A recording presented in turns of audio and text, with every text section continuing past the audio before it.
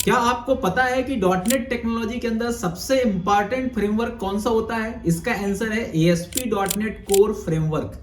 बहुत सारे वीडियोस आपने YouTube में देखे होंगे जिसमें जनरली डॉटनेट फ्रेमवर्क के नाम से मोस्ट ऑफ द केसेस में आपको C# लैंग्वेज सीखने को मिलता है, पर C# सिर्फ एक प्रोग्रामिंग लैंग्वेज। यदि आपको डॉटनेट के अंदर एक रियल टाइम फ्रेमवर्क पे काम करना है तो उसके लिए आपको ASP dot net core web framework पे जाना पड़ेगा।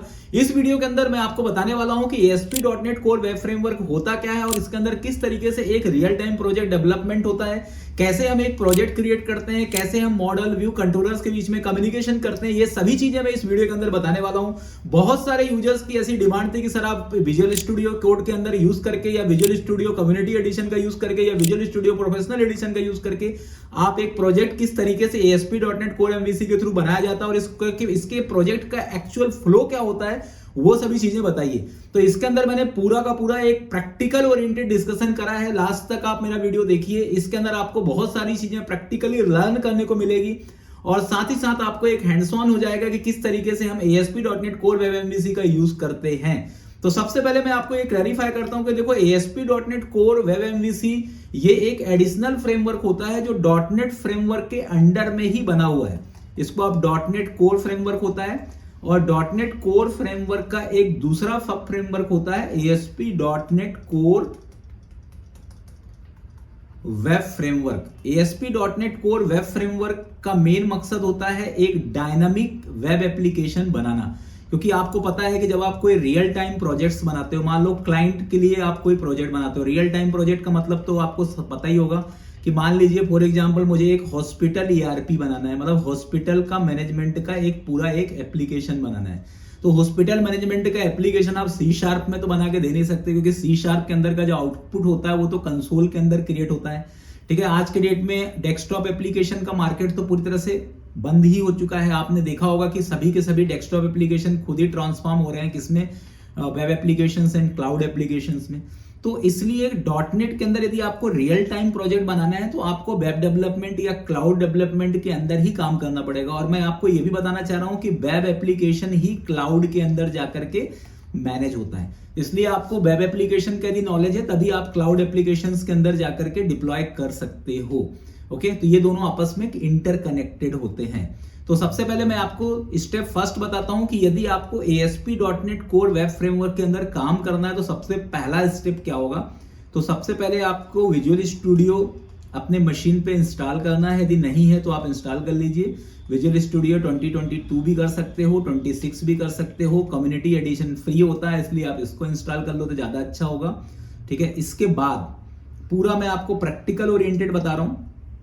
ठीक है, आपके सामने देखो मैं विजुअल स्टूडियो में जाता हूं, क्योंकि देखो थ्योरेटिकल से ज्यादा इंपॉर्टेंट प्रैक्टिकल लर्निंग होता है, क्योंकि थ्योरेटिकल लर्निंग तो आप 2 मिनट में भूल जाते हो, पर प्रैक्टिकल लर्निंग हमेशा आपको याद रहता है और इंटरव्यू पर्सपेक्टिव से प्रैक्टिकल लर्निंग ही इंपॉर्टेंट होता है। ठीक है, तो आपको ये एक यूनिक वीडियो मिलने वाला है जो ASP डॉटनेट के अंदर का एक बिल्कुल एक बिगिनर फ्रेंडली पूरा ये वीडियो है। ठीक है, इसके अंदर जैसे आप देख रहे हो कि मैंने सबसे पहले क्या लिया, एक पर्टिकुलर वेब एप्लीकेशंस का एक प्रोजेक्ट टेम्पलेट में यहाँ सेलेक्ट करूंगा, विजुअल स्टूडियो ओपन किया। ठीक है, विजुअल स्टूडियो ओपन करने के बाद मैंने सिंपली यहाँ पर क्या किया, प्रोजेक्ट पे क्लिक किया, क्रिएट न्यू प्रोजेक्ट, और यहाँ पर हम आ जाते हैं। इसको स्क्रॉल डाउन करो और यहाँ पर आपको मिलेगा ASP dot net core web app.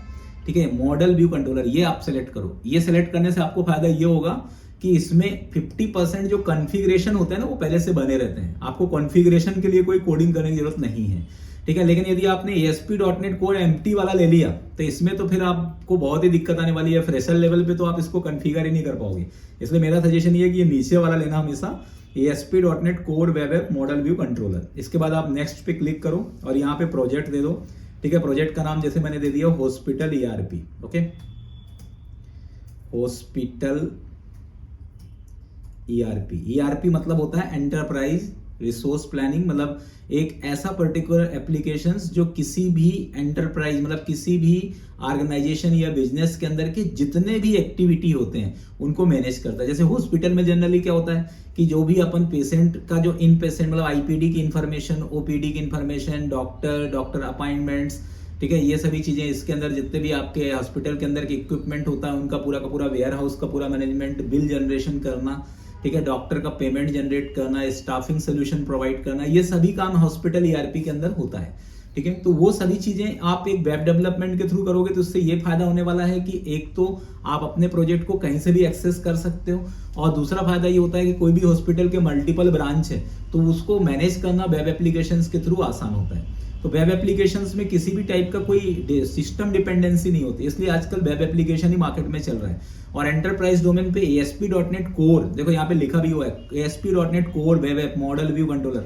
इसका सबसे ज्यादा डिमांड है। इसमें आप क्रिएट पे क्लिक करो, जो जो स्टेप मैं कर रहा हूँ वही स्टेप आपको करना है। ठीक है, आप देखो ये थोड़ा सा टाइम लेता है। क्यों टाइम लेता है? क्योंकि इसमें थोड़ा सा प्रोजेक्ट बनने में, क्योंकि वो बहुत सारी चीजें बनाता है। जैसे आपका इस प्रोजेक्ट के अंदर के जितने डिपेंडेंसी मतलब लाइब्रेरी की रिक्वायरमेंट होगी वो भी एज इट इज ऐड करेगा। देखो ये आप यहाँ पे देख सकते हो ASP.NET का एक इन्वायरमेंट हमारे मशीन के अंदर रेडी हो चुका है। अब मैं यहाँ पे सोल्यूशन एक्सप्लोरर में जाता हूँ। सोल्यूशन एक्सप्लोरर मतलब ये प्रोजेक्ट को मैनेज करने के लिए होता है। आप यहाँ पे देख सकते हो इसमें connected services, dependency, property, WW root, controllers, model, views, app setting और program.cs। अब ये थोड़ा सा मैं आपको बता देता हूँ। देखो सबसे पहले program.cs तो आपका जाना पहचाना होगा, C# से आपको ये समझने को मिलता है। इसमें आप देख सकते हो कि इसके अंदर बहुत सारे अलग अलग टाइप की डिपेंडेंसी और मिडिल वेयर ऐड हुए हैं। अभी इसके बारे में ज़्यादा आपको जानकारी नहीं इकट्ठा करनी है, आपको मेन आपको काम करना है कि किस तरीके से आपको एक छोटा सा प्रोग्राम इसमें डेवलप करना है। ठीक है, इसमें .NET के अंदर एक टेम्पलेट पहले से सेट है जिसमें कंट्रोलर्स बना हुआ है, होम कंट्रोलर। आपको .NET सबसे बड़ा प्लस पॉइंट माइक्रोसॉफ्ट का ये होता है कि ये एक टेम्पलेटेड कंट्रोलर बना के देता है, जिससे आप देखो कंट्रोलर कैसे काम करता है। अब एक्चुअली जो लोग फ्रेश लर्नर है उनको मैं बता देता हूँ कि देखो MVC ASP.NET कोर MVC में MVC का मतलब क्या होता है? M का मतलब होता है मॉडल, V का मतलब होता है व्यू और C का मतलब होता है controller. Okay, model view controller. अब ये तो मैंने इसका फुल फॉर्म बता दिया। मॉडल का काम क्या होता है? Data access layer. मतलब एक्चुअली आपको ये जैसे कोई वेब एप्लीकेशन बनाते हो तो वेब एप्लीकेशन डेटाबेस से भी तो कनेक्ट होगा ना, क्योंकि आपका इंफॉर्मेशन कहाँ स्टोर होता है? डेटाबेस में। तो जो आपका पर्टिकुलर एप्लीकेशन और डेटाबेस के बीच में जो कम्युनिकेशन वाला जो काम होता है ना, वो मॉडल का होता है। तो मॉडल एक DB लेयर होता है, डेटाबेस कम्युनिकेशन लेयर होता है। व्यू मतलब होता है प्रेजेंटेशन या UI, यूजर इंटरफेस। किसी भी एप्लीकेशन के अंदर जो फ्रंट होता है ना, जो आपको शो होता है, वो क्या होता है? आपका व्यू होता है। व्यू मतलब होता है डिजाइनिंग, मतलब जो आप HTML, CSS और जावा स्क्रिप्ट जो आप सीखते हो ना, ये सब किसके लिए सीखते हो? व्यू लेयर के लिए सीखते हो। इसके बाद कंट्रोलर। कंट्रोलर में तो ये प्योरली एक क्लास होता है कंट्रोलर, जो C# के अंदर बनाया जाता है। और कंट्रोलर एक्चुअली क्या होता है? ये सबसे फर्स्ट लेयर होता है। मतलब जब आप MVC एप्लीकेशन HTTP रिक्वेस्ट, क्योंकि ये वेब एप्लीकेशन है और वेब एप्लीकेशन में रिक्वेस्ट आप कैसे करते हो? ब्राउजर से करते हो। ब्राउजर को हम क्या बोलते हैं? क्लाइंट बोलते हैं। यहाँ से रिक्वेस्ट करते हो, रिक्वेस्ट कहाँ पे जाता है? सर्वर पे जाता है, क्योंकि हमारा जो ASP.NET कोर का जो प्रोजेक्ट होता है वो सर्वर के अंदर डिप्लॉय होता है, एक लोकल सर्वर रहता है। ठीक है, यहाँ से आप रिक्वेस्ट करते हो। तो सबसे पहले जब रिक्वेस्ट के अंदर क्या होता है? इसके अंदर जो हमारा ASP.NET कोर होता है ना, इसमें एक रूट होता है। इस रूट के अंदर सबसे पहले क्या होता है? कंट्रोलर और कंट्रोलर की मेथड, ये दोनों का पाथ सेट होता है। आप देख सकते हो program.cs में ये लिखा हुआ है। program.cs मैंने इसीलिए खोला था ये। तो सबसे पहले आप जब भी हिट करते हो ना, तो program.cs के अंदर का ये जो आपका पर्टिकुलर मिडिल वेयर है, मैप कंट्रोलर रूट मेथड, ये चलता है।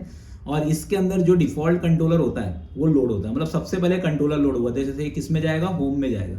अब ये देखेगा कि होम नाम का कंट्रोलर कहाँ बना हुआ है? भाई यहाँ बना हुआ है। इसके अंदर एक मेथड है इंडेक्स मेथड, ये इस इंडेक्स मेथड के पास जाएगा। अब ये इंडेक्स मेथड क्या रिटर्न कर रहा है? व्यू। अब देखो यहाँ पे कम्युनिकेशन आप खुद ही समझ जाओगे कि सबसे पहले नंबर पे क्या आ गया? कंट्रोलर। कंट्रोलर में क्या आ गया? व्यू। ठीक है, कंट्रोलर और व्यू आपस में क्या हो गए? कनेक्ट हो गए।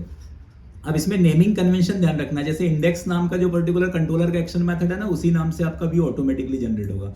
और इस नाम से एक फोल्डर बन जाएगा। किस नाम से फोल्डर बनेगा? जिस नाम का आपका कंट्रोलर होगा। तो मतलब ये कंट्रोलर आपका बना हुआ है। आप देखो व्यूज में जाओगे तो जिस नाम से कंट्रोलर होगा उस नाम से फोल्डर बना होगा, और इसके अंदर एक फाइल बनी होगी index.cshtml। अब ये फाइल मैंने नहीं बनाई, ये पहले से माइक्रोसॉफ्ट ने एक टेम्पलेटेड फाइल बना करके रखी हुई है। ठीक है, क्योंकि पहले आप आर्किटेक्चर समझो कि पहले आप फ्लो क्या है, कि सबसे पहले कंट्रोलर, कंट्रोलर के बाद क्या होता है? व्यूज। व्यूज के अंदर क्या होगा? आपका एक फोल्डर बना होगा ऑटोमेटिकली। ठीक है, जिसका नाम क्या होगा? कंट्रोलर के नाम से होगा। अब इसको एक बार चला दो आप। ठीक है, जैसे आप इसको चलाओगे, चलाने को ही बोलते हैं HTTP रिक्वेस्ट। हमने क्या करा? रिक्वेस्ट करा। ये रिक्वेस्ट सबसे पहले किसके पास जाएगा? program.cs फाइल के अंदर, रूट के अंदर जाएगा। इसमें डिफॉल्ट कंट्रोलर क्या है? होम है, और मेथड क्या है? इंडेक्स है। तो ये इस कंट्रोलर में आएगा और इसके इंडेक्स मेथड को लोड करेगा। अब ये जैसे इंडेक्स मेथड के पास आया कंट्रोलर के इंडेक्स मेथड ने किसके पास भेज दिया? व्यू के पास भेज दिया। तो ये क्या करेगा, इस व्यू में जाएगा और इस व्यू के अंदर क्या है, जो भी कोड आपको HTML का यहाँ पे दिख रहा है वो कोड आपको ब्राउजर में दिखा देगा।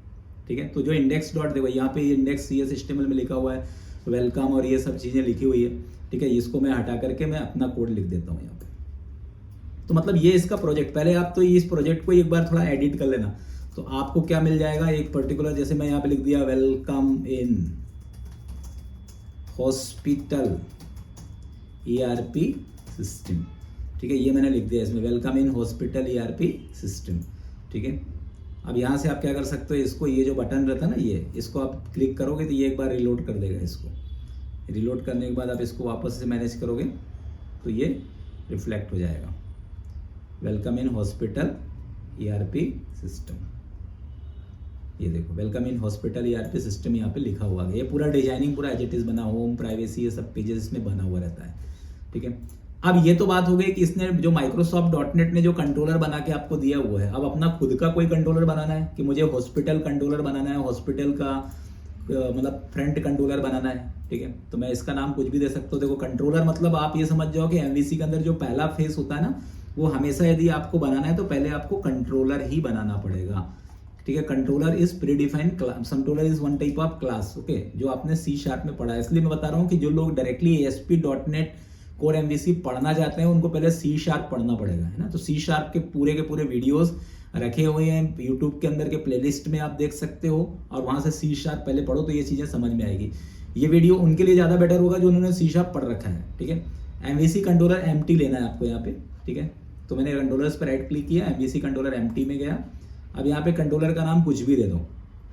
मैंने क्या दे दिया यहाँ पे, हॉस्पिटल के अंदर का मैंने दे दिया फ्रंट डेस्क, मतलब जो फ्रंट कंट्रोलर है, फ्रंट डेस्क कंट्रोलर है, ये मैंने इसके अंदर दे दिया। ये कंट्रोलर बना दिया मैंने, फ्रंट कंट्रोलर। ओके, अब ये फ्रंट कंट्रोलर में गया और यहाँ पर इंडेक्स मेथड बना हुआ। देखो अब देखो इसको कितना आसान है, कंट्रोलर बन गया, पूरा स्ट्रक्चर बन गया। यही तो .NET का फायदा है, आपको कुछ भी नहीं करना पड़ा, पूरा कंट्रोलर बन गया। अब व्यू बनाना है, क्योंकि कंट्रोलर में क्या लोड होता है, व्यू कैसे बनाना है। देखो कंट्रोलर के मेथड पे राइट क्लिक करना है, ऐड व्यू में जाना है। ऐड व्यू में जाना है आपको, यहाँ पे रेजर व्यू सेलेक्ट कर लो, ऐड कर लो। ठीक है, अब इसके अंदर आपका डिजाइनिंग अपने आप रहता है। देखो लेआउट पेज इसमें बना रहता है, डिजाइनिंग का पूरा पेज बना रहता है। आप डिजाइनिंग पेज चाहो तो चेंज भी कर सकते हो। इसमें शेयर्ड में ये लेआउट है, आपको कुछ कलर चेंज करना है तो यहाँ से चेंज कर सकते हो। और इसको मैंने ऐड कर दिया। तो ये जैसे मैंने इसमें ऐड करा तो आप यहाँ पे देखोगे कि automatically it will create automatically one view page. ये क्या करेगा, आपका एक पूरा का पूरा एक व्यू पेज क्रिएट कर देगा। Okay, it will take time. और ये जो ऑटोमेटिक क्रिएट होता है ना, इसी को बोलते हैं स्कैप फोल्डिंग। स्कैप फोल्डिंग का मतलब यही है कि ऑटोमेटेड सिस्टम है ये, जो .NET के अंदर के प्रोजेक्ट मैनेजमेंट को बहुत आसान बनाता है और इससे हम बहुत सारा टास्क बहुत आसानी से कर सकते हैं। ठीक है, तो ये जनरेटिंग कोड देखो इसमें लिखा भी हुआ है कि ये आपका पूरा का पूरा कोड क्या कर रहा है, जनरेट कर रहा है। ये देखो कोड पूरा जनरेट कर दिया। अब इस कोड के अंदर आपको जो लिखना है, ठीक है, जो भी आपको मैसेज देना है, कुछ भी आपको लिखना है तो आप यहाँ पे लिख सकते हो। जैसे मैंने यहाँ पे लिख दिया, D बना दिया, H1 बना दिया, welcome in hospital ERP front desk system, ये मैंने यहाँ पे क्रिएट कर दिया। Okay, nothing else. अब मैं चाहता हूँ कि जैसे ही मैं अपने एप्लीकेशन को ओपन करूँ सबसे पहले ये ओपन हो, तो मैं क्या करूँगा, देखो program.cs में गया, ध्यान रखना ये program.cs में गया और यहाँ पर मैं अपने कंट्रोलर का नाम लिखूंगा। क्या नाम है कंट्रोलर का, फ्रंट नाम है, तो मैं यहाँ पे लिख दूंगा फ्रंट। ओके, और मेथड का नाम तो इंडेक्स ही है, तो ये फ्रंट कंट्रोलर के अंदर के इंडेक्स मेथड में गया। अब आप देखो यदि आप ASP.NET पुराना वाला वेब फॉर्म यूज करते हो तो वेब फॉर्म में क्या होता था, एक पेज से दूसरे पेज में जाते थे, नेविगेशन ऐसा था। इसका नेविगेशन चेंज है, इसमें कंट्रोलर के थ्रू ही आप किसी मेथड को मतलब व्यू को एक्सेस कर सकते हो। मतलब आप डायरेक्टली किसी भी HTML पेज का नाम नहीं लिख सकते, क्योंकि आप यदि ध्यान दोगे तो इसमें देखो व्यू का एक्सटेंशन है CS HTML, मतलब C# HTML, इसको रेजर व्यू बोलते हैं। रेजर व्यू का मतलब ये होता है कि एक ऐसा व्यू पेज होता है जिसमें आप C# और HTML दोनों लिख सकते हो, इसको रेजर व्यू बोलते हैं। और व्यू को कभी डायरेक्टली कॉल नहीं कर सकते, क्योंकि MVC का फ्लो ही यही है। MVC का फ्लो यही है कि आपको पहले कंट्रोलर को ही कॉल करना पड़ेगा, कंट्रोलर के थ्रू ही आप व्यू में पहुंच सकते हो, कंट्रोलर के थ्रू ही मॉडल में पहुंच सकते हो और व्यू और मॉडल के बीच में कम्युनिकेशन कर सकते हो। अब इसको रन करो। अब जैसे रन करोगे तो आपका जो फ्रंट वाला जो कंट्रोलर है वो चालू हो जाएगा, क्योंकि हमने program.cs के डिफॉल्ट रूट के अंदर फ्रंट कंट्रोलर के अंदर का कंट्रोलर और इंडेक्स मेथड सेट कर रखा है। ठीक है, ये देखो, ये हमारा इनिशियल स्टेप्स में सेट हो गया। Welcome in hospital ERP front desk system. Okay, तो ये एक छोटा सा प्रोजेक्ट है जिसमें जैसे मान लो कुछ भी आपको डेटा भेजना है, तो डेटा भेजने के लिए क्या होता है, इसमें व्यू बैग करके क्या होता है, इसमें एक ऑब्जेक्ट होता है जिसमें आपको कोई मैसेज भेजना है, आप कैसे यहाँ से भी पास कर सकते हो कंट्रोलर से, हेलो फ्रंट डेस्क मैनेजर, मतलब आपको कोई भी डेटा पास करना है फ्रॉम कंट्रोलर टू व्यू, तो इसके लिए व्यू बैग करके पर्टिकुलर एक ऑब्जेक्ट होता है, और यहाँ पर आप इसमें एज इट इज @ करके पैराग्राफ के अंदर दिखाना है, जिसके अंदर भी दिखाना है @ करके आप इस तरीके से दिखा सकते हो। इसको वापस से रिलोड कर दिया मैंने, एडिट। ओके,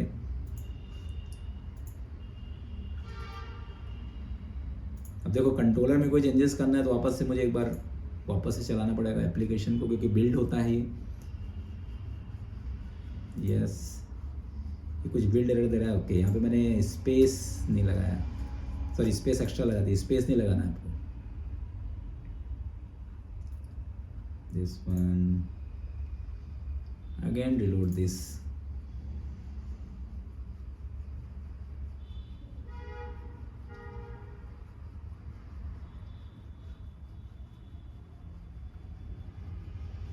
ये आ गया, हेलो फ्रंट डेस्क मैनेजर। तो मैंने एक बेसिक एप्लीकेशंस आपको बताया कि किस तरीके से ASP.NET कोर MVC के अंदर हम काम कर सकते हैं। यदि ये सेशन आपको अच्छा लगा तो आप कमेंट्स में लिखिए, तो मैं आपको और इस तरीके के अलग अलग सेशंस बना करके बताऊंगा, अलग अलग टास्क बताऊंगा। ठीक है, और इस पर्टिकुलर प्रोजेक्ट्स के अंदर के जितने भी पर्टिकुलर चीज़ें हैं वो सभी चीज़ें मैनेज करूंगा। तो कितने स्टूडेंट्स इस प्रोजेक्ट के लिए इंटरेस्टेड हैं, यदि आप इसमें इंटरेस्टेड लिखते हो और इस वीडियो पे ज़्यादा से ज़्यादा शेयर करते हो, कमेंट करते हो, तो मैं हॉस्पिटल ERP का एक मॉड्यूल आपके सामने पूरा डेवलप करके बताऊंगा, एक प्रोजेक्ट डेवलप करके बताऊंगा।